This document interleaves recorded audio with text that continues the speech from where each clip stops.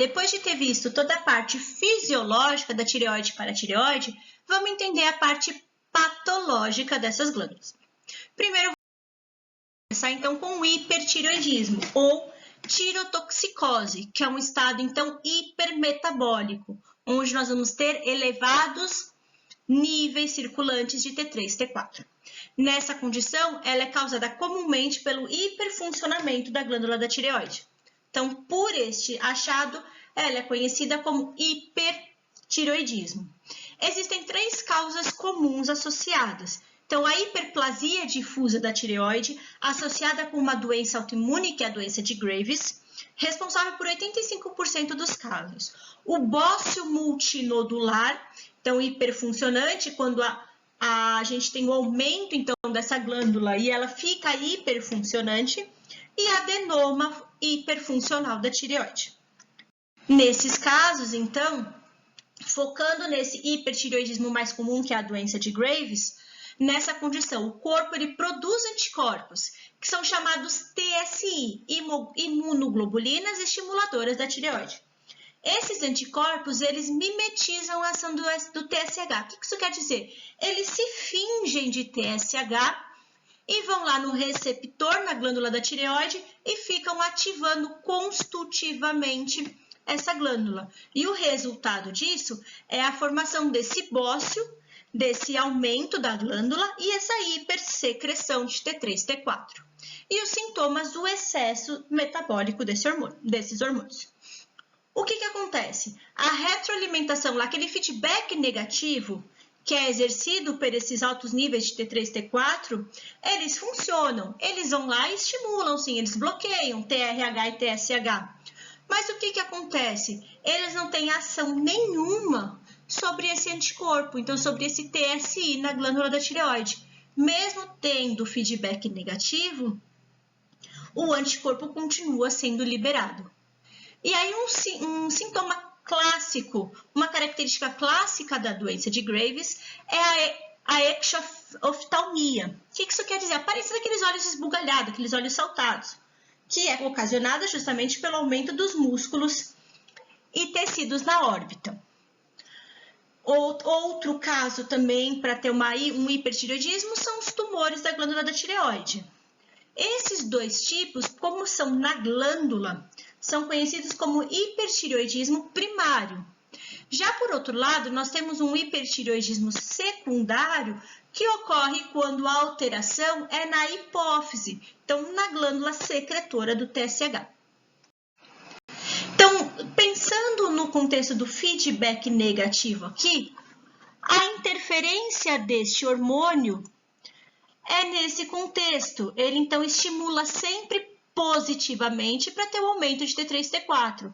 T3, T4 na circulação faz a sua função de ter o feedback negativo e bloquear TRH e TSH. Por esses motivos, os achados clínicos laboratoriais aí são muito importantes para diagnosticar a doença. Então, nesse caso, você for mensurar TSH, ele vai ser apresentado baixo, nas suas baixas concentrações. Quando for mensurar T4, esperamos que ele esteja aumentado. Alguns pacientes de hipertireoidismo, eles têm, ao invés de T4, T3 aumentado. Então, faz-se necessário sempre medir esses 2 hormônios. Então, fazer a mensuração direta de T3 sério e do T4 livre.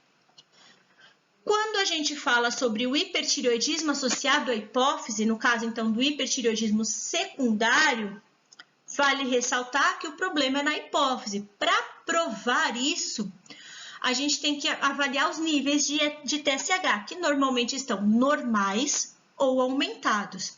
Para determinar justamente se é um hipertireoidismo secundário, a gente tem que fazer um teste que chama estimulação do TRH. Então, a gente faz uma mensuração antes de TSH, nos seus níveis basais, depois administra o hormônio TRH para ver se induz a liberação do TSH. E aí, nesse caso, é usada essa avaliação nesses casos que precisa descobrir se a hipótese diagnóstica é secundária.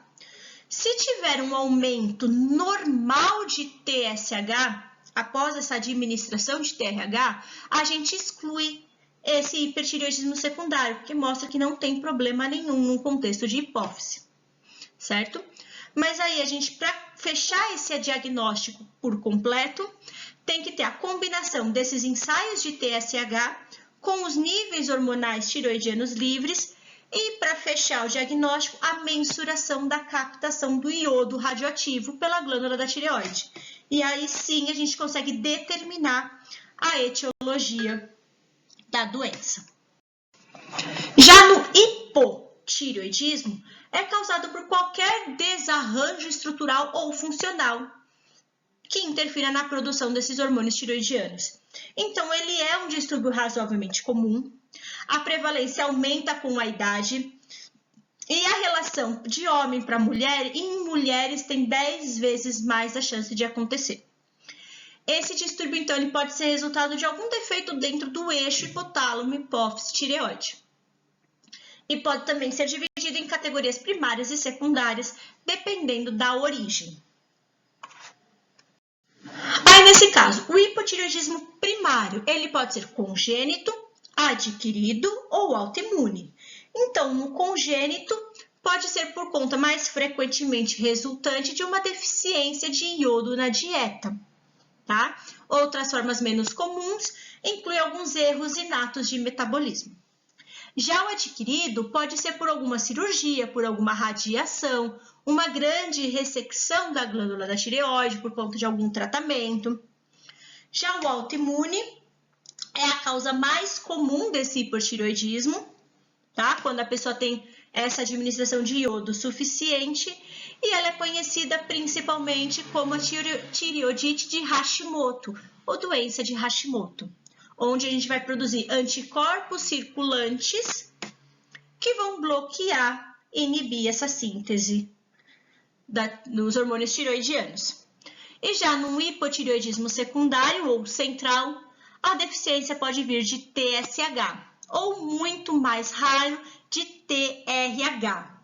Mas aí igual o hipertireoidismo, o problema está no eixo hipotálamo-hipófise, não tanto na glândula. E aí as características clínicas desse hipotireoidismo incluem o cretinismo e o mixedema. Nesse caso, o cretinismo, ele se refere, então, durante o período de lactância, então desenvolvimento embrionário. Lembra que eu falei nas aulas passadas que T3 e T4 induzem o desenvolvimento cerebral?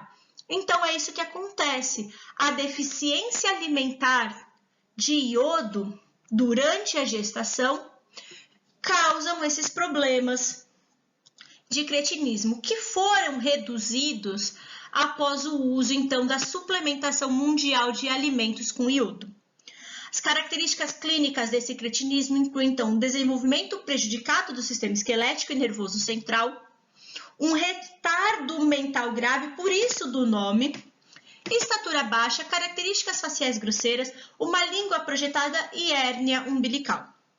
E aí a gravidade justamente desse prejuízo mental parece estar relacionada com o tempo em que a deficiência tireoidiana aconteceu durante a fase gestacional, tá? Então tem que ver os hormônios maternais aí, porque eles atravessam a placenta e são críticos para o desenvolvimento cerebral do feto. Então, o eixo, nesse caso, de uma baixa alimentação, a gente tem uma diminuição de iodo na dieta. Com isso, então, a gente tem uma baixa produção de T3 e T4, a gente não tem o material para fazer esse hormônio.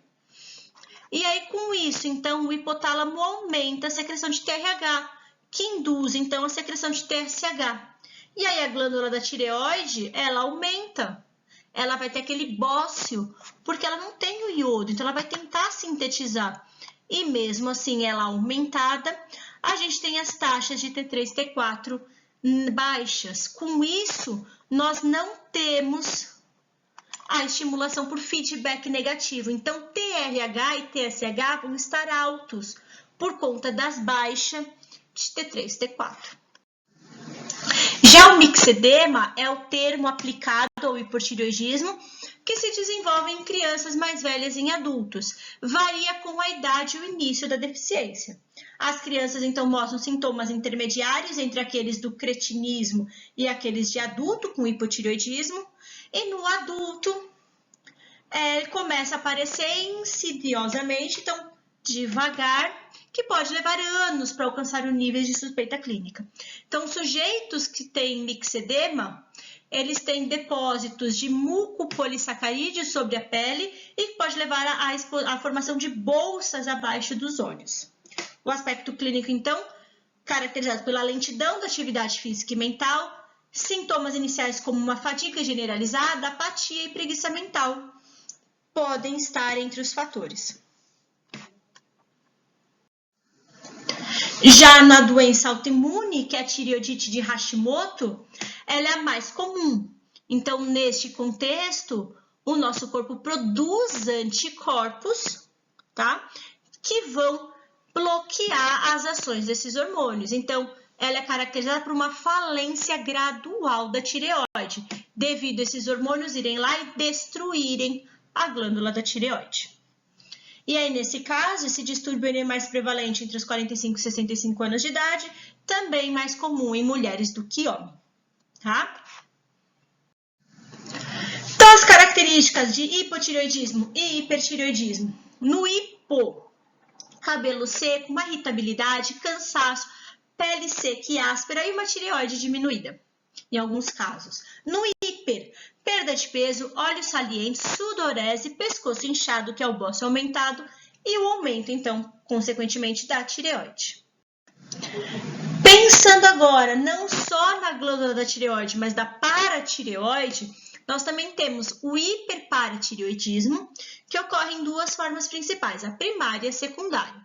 Existe uma terciária, mas é menos comum, então vamos focar na primária e na secundária.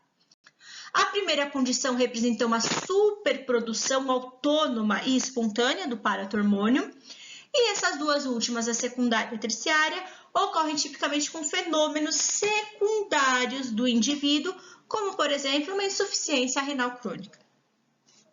Nesse caso, o primário, então, é um distúrbio endócrino mais comum, e a frequência de várias lesões paratiroidianas podem ser decorrentes de um adenoma, então tumores na região, uma hiperplasia primária ou carcinoma paratiroidiano. E aí, neste caso, nós temos o assintomático, então ele só é identificado quando a gente faz exames de rotina, então através do perfil químico, e ele é pouco associado com as manifestações clínicas, e o sintomático. Então, nesse caso, no hiperparatireoidismo assintomático, os níveis séricos de cálcio são rotineiramente avaliados na preparação da maioria dos pacientes que precisam de testes sanguíneos. E aí, esse hiperparatireoidismo é detectado neste momento. O que inclui de manifestações clínicas aí? Então, está relacionado com doenças ósseas e renais. Então, frequentemente vistas na prática clínica. Por isso que o diagnóstico é muito mais fácil. Nesse caso, então, se a gente for pensar nos níveis hormonais, então os níveis séricos de PTH estão inapropriadamente elevados para o nível de cálcio sérico. E aí, enquanto isso, o paratormônio baixo ou níveis indetectáveis nessa hipercalemia pode ser causado por doenças não paratiroidianas. Então, se os níveis estão normal de PTH, esses problemas ósseos e renais não vêm do paratormônio. Mas caso o paratormônio esteja aumentado, é passível de investigação. Já no sintomático, então, os sinais do hiperparatireoidismo refletem os efeitos combinados dessa secreção aumentada. Então, essa hipercalemia, ou hipercalcemia, perdão. O hiperparatireoidismo primário, então, está associado a dores ósseas, pedras renais, grunhidos abdominais e gemidos psíquicos. Já no secundário, é qualquer condição de origem à hipocalcemia crônica, que aí, por sua vez, leva à superatividade compensatória da glândula da paratireoide. Então, a falência renal é de longe a causa mais comum nesse contexto. Então, a ingesta também alimentar inadequada de cálcio, esteatorreia e deficiência de vitamina D podem causar esse distúrbio. Características clínicas nesse contexto são dominadas pelos sintomas da falência renal crônica, anormalidades ósseas e outras alterações associadas ao excesso, que normalmente são menos graves do que aquelas vistas no hiperparatireoidismo primário. Já o hipoparatireoidismo é de longe mais comum. Então, ele é mais raro de se acontecer, ele é adquirido e é quase sempre uma consequência de cirurgia. Além disso, existem diversas causas genéticas. Então, neste contexto, as principais manifestações clínicas do hipoparatireoidismo estão relacionadas com a gravidade e a cronicidade da hipocalcemia. Então, o marco da hipocalcemia é a tetânia, caracterizada por irritabilidade neuromuscular, resultando na concentração sérica de cálcio ionizado diminuída. Então, alterações do estado mental, que incluem a instabilidade emocional, ansiedade, depressão, estresse confuncional, alucinações e psicose. Manifestações intracranianas, então calcificações de gânglios basais, distúrbios de movimento semelhantes à doença de Parkinson, pressão intracraniana aumentada. Doença ocular, que tem a forma de calcificação das lentes e formação da catarata. Manifestações cardiovasculares, então defeito na condução que produz um prolongamento durante o eletrocardiograma, no intervalo QT aumenta isso. Anormalidades dentárias, quando essa hipocalcemia está presente previamente durante o desenvolvimento. E aí a gente pode ter hipoplasia dentária, falha na erupção, formação de esmalte e raiz defeituosa, dentes cariados e desgastados. Bom, a partir disso, vamos praticar?